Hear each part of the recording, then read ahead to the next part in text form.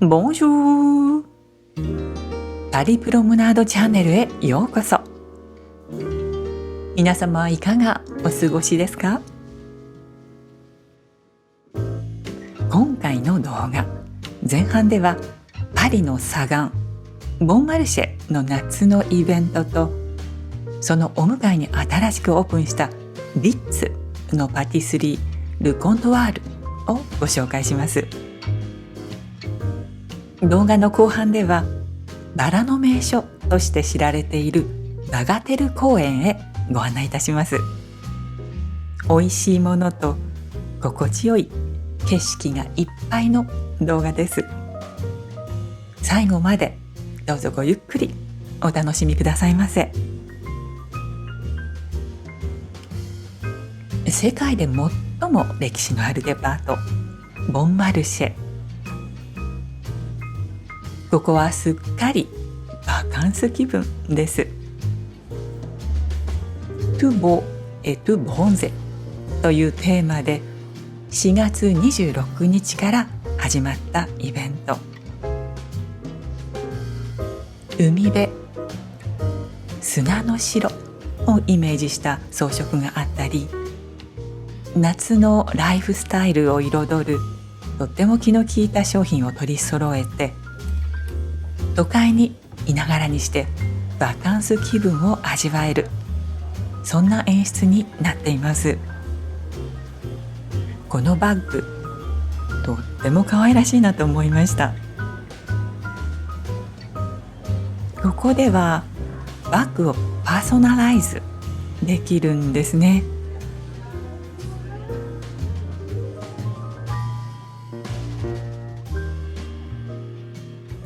グラウンドフロアから上の階に来てみると、まるで海辺のリゾートに誘われる感じ。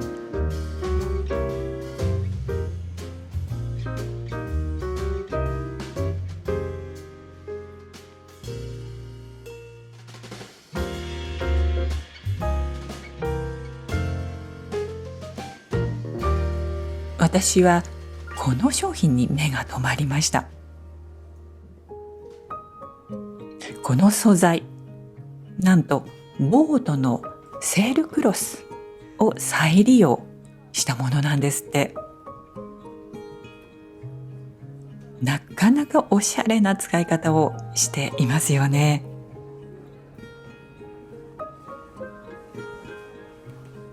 このアイデアもとってもいいなと思いました。帽子はかぶらない時には邪魔になってしまいませんか？どうやって持ち運ぶか頭を使うところですが、これならいい感じじゃないかしら。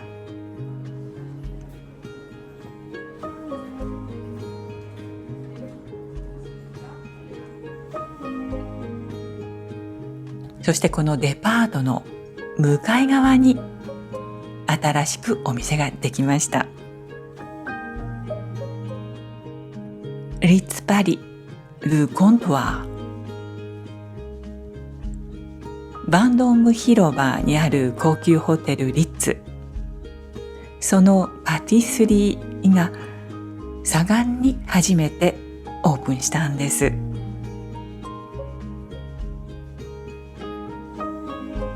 天井の照明器具の感じですとかは、リッツのホテルと隣接してあるルコントワールとほぼ同じ感じ。ここにはバンドーム広場の風景が映し出されています。そしてルコントワールのシグネチャー商品といえばこのマドレーヌです。これらは普通のマドレーヌとは違っていて、さっくりとした食感で中にクリームが入っているんです。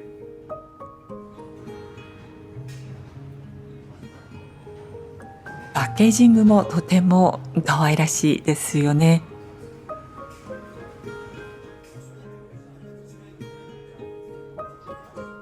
オープンに先駆けて、実はプレス向けの発表会というのがありました。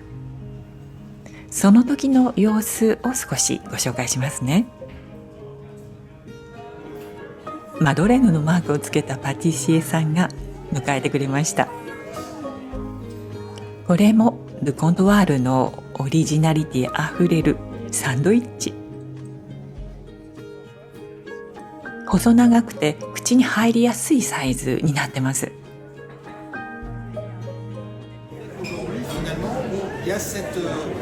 こちらにいらっしゃるのがリッツのシェフパティシエフランソワ・ペレさんです。2019年の世界最高パティシエに選ばれた実力者です。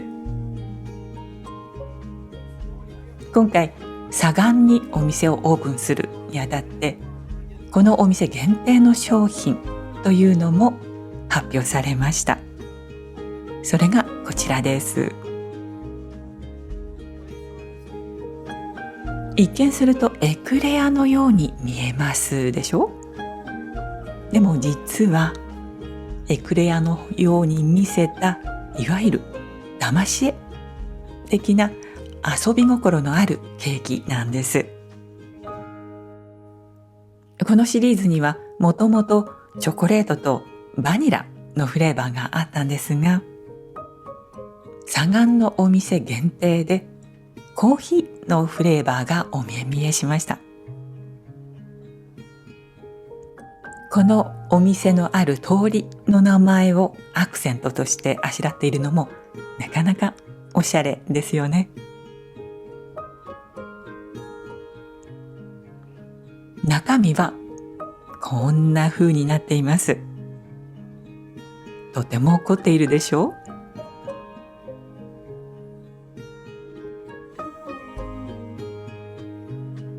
そして本当に見目麗しいケーキの数々。見ているだけで幸せな気持ちになるような贅沢なケーキです。そしてリッツ・ルコントワールオリジナルのコーヒーも発表されました。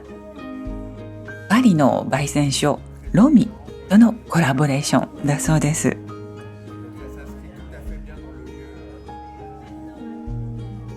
この時は特別に実際にホテルリッツで使われているカップ&ソーサーに入れてコーヒーを出してくださいました。けれども通常は紙コップでいただきます。このサガンのお店はイートインスペースはなくて、すべてテイクアウトになります。コーヒー豆そのものを購入することもできます。パッケージがなかなか洒落ていますよね。家に戻ってお土産にいただいたものを味わいたいと思います。パッケージに使われているこのサーモンピンクの色はリッツのテーマカラーの一つだと思います。女性が美しく見える色ということで、ホテルのタオルはこの色に統一されていたはず。その色がこのような形で生かされています。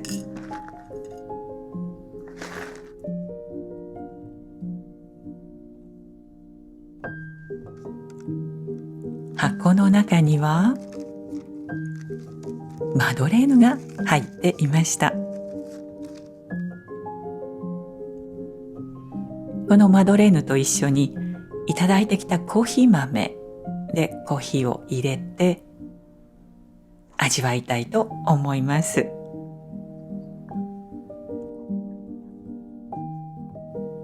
このマドレーヌ、普通のマドレーヌとは全然違っていて、さっくりとした食感で中にクリームが入っています。フレバリーのバリエーションもいくつかありますが、これはチョコレート。ほとんどケーキと言っていいような、とってもクリエイティブな充実感のあるマドレーヌです。さて、6月といえばバラのシーズンです。パリの花の名所はいくつかありますが、中でもバガテル公園のバラ園が有名です。というわけで、私はよく晴れた日、バガテル公園を目指しました。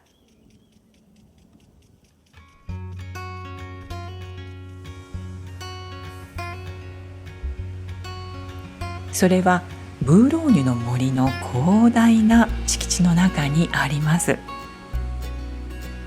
車で行くのが便利なんですが、公共交通機関を利用してアクセスすることもできます。パリの中心部から向かうには、まずメトロ1番線のポートマイオの駅で降りて、そこから路線バスに乗るのが良いと思います。244番のバスに乗ります。バスは発車すると間もなくブーローニュの森の中に入って、まっすぐな一本道を走り抜けて行きます。私はあらかじめ乗車の時にバガテル公園に行きたいということを運転手さんに告げておきました。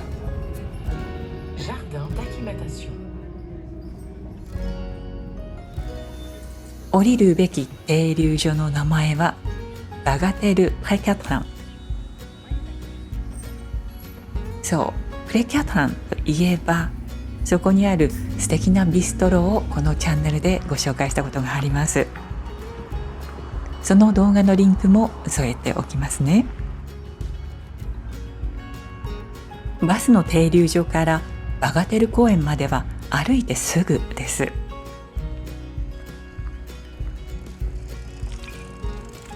この公園の歴史はマリー・アントワネットの時代まで遡るそうです。ルイ16世の弟、つまりマリー・アントワネットの義理の弟にあたるアフトワ伯爵がこの敷地と館の持ち主でした。けれども、はじめそれはとても荒れていたそうです。1777年、伯爵はほぼ2ヶ月でその敷地をロマンチックな場所に変身させると宣言して、それを見事に成功させたのだそうです。バガテル公園、現在でも24ヘクタールという広大な規模を誇ります。そこに今でも点在している中国趣味の東屋ですとか、人工の洞窟や滝などは、その当時の貴族たちの趣味を今に伝えてくれます。そして中でもこの庭園のハイライトと言えるのがバラ園です。バラ園自体はマリー・アントワネットの時代から1世紀以上経過した1905年、パリ市によって作られたものだそうです。そのエリアはフランス式庭園として美しいというだけではなく、さまざまな品種のバラのコレクションがある植物園の機能も併せ持った場所。現在このバラ園にはおよそ1200種類とも言われるバラが植えられていて、5月の終わりから6月にかけて花の見頃を迎えます。そしてここでは毎年6月にバラの新品種コンクールというのが開催されているんです。世界中の育種家たちから送られてくる、まだ市場には出回っていない新しいバラ。その品種の姿の美しさ、香り、それから病気への耐性などを2年間にわたって審査をして賞を与えるというもののようです。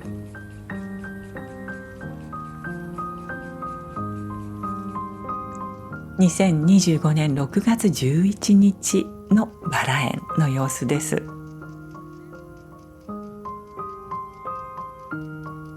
今年のパリは例年よりも気温が高いような気がします。盛りをすでに過ぎた花もありましたが、これから花をつけてくれるかなと思うものもあったりして、やはり6月のこの時期がパリのバラの見頃ですね。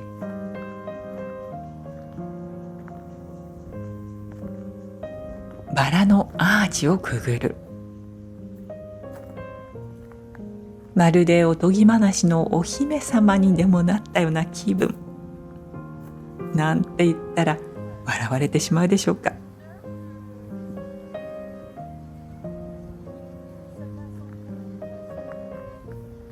バラの花は佇まいが美しいことはもちろん、その香りが私は大好きです。夏のフルーツのような爽やかな香り、あるいはうっとりするような妖艶な香り、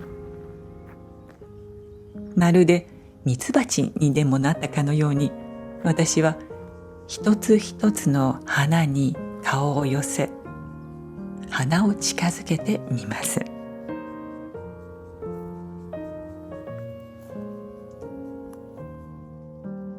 この気分って他ではなかなか代わりのものがないくらい、本当に心華やぐ幸せなひとときです。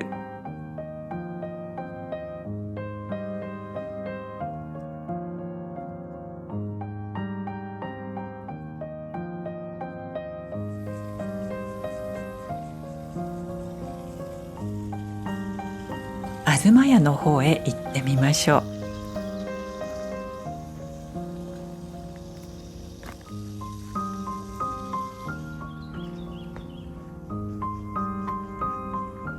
王侯貴族が好んだエレガントな東屋。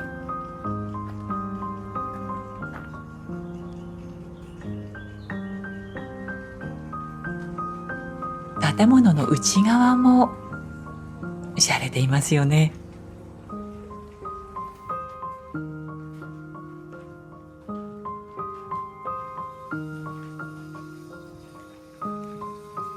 東屋からはこのような景色が見えます。この日は平日の午前中でしたので、訪れる人もあまり多くなくて、のんびりと庭園を散策することができました。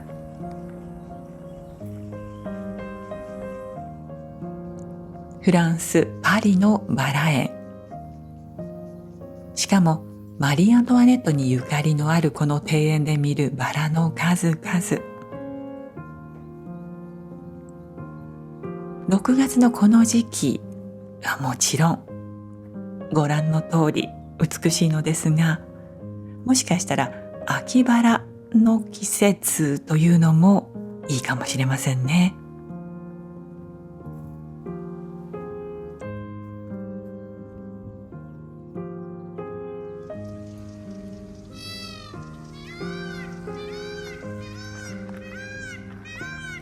バガテル公園といえばこの音がおなじみなんです。何の音かわかりますか？これは実はクジャクの鳴き声なんです。庭園の中にはたくさんのクジャクがいて、自由に歩き回っているんです。そして気が向けばこんな風に美しい姿を披露してくれます。人が寄っていっても全く動じない。クジャクこそがこの庭の主のようですね。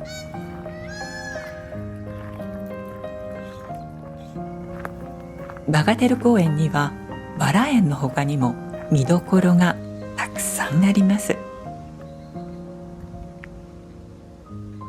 こちらはアイリスの庭。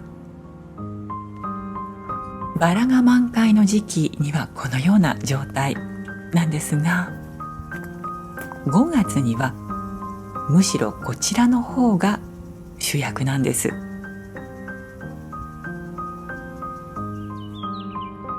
これは今年5月20日に私が訪れた時の様子です。色とりどりのアイリス、見事でしょ。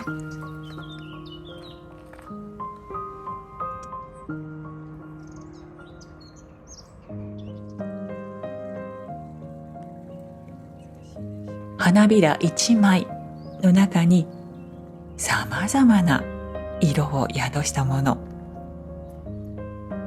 漆黒にも近いような魅惑的な色、しかもビロードのような光沢を持つ花びら。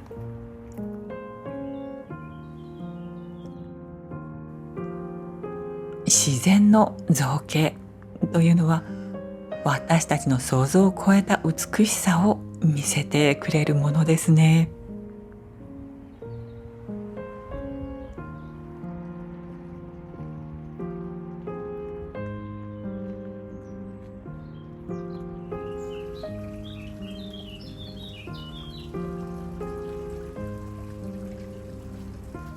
最後までご覧くださいましてどうもありがとうございました。今回の動画はいかがでしたでしょうか。お楽しみいただけましたでしょうか。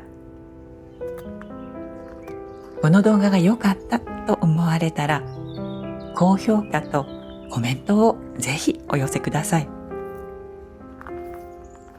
チャンネル登録がまだお済みでない方はチャンネル登録もぜひよろしくお願いいたします。とても励みになります。ではまた次回の動画でお会いいたしましょう。アビアント。